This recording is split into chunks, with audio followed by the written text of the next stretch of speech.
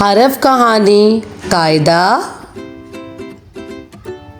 جیم جا جوتا جیم جا جرابیں. آج جواد کی سالگرہ ہے. اس کی امی اس کے لیے نئے جوتے اور جرابیں لائیں.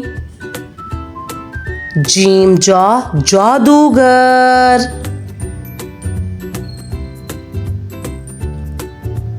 جواد کے ابو نے ایک جادوگر بلایا جو بچوں کو جادو کے کرتب دکھائے گا.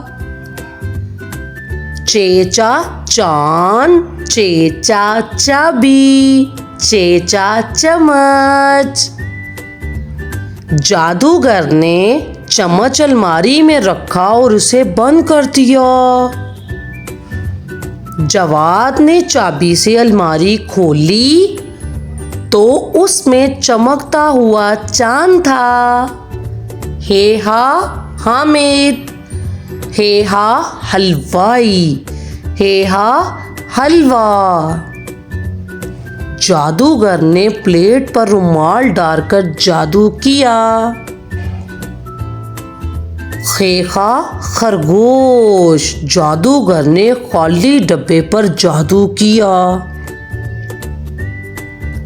خیخا خوبانی خیخا خربوزہ. جب ڈبہ کھولا تو اس میں سے خرگوش نکلا. خرگوش بھاگ کر خربوزے اور خوبانی کی ٹوکری کے پیچھے چھپ گیا. سب بچوں نے خوش ہو کر تالیاں بجائیں. جیم چے ہے خے.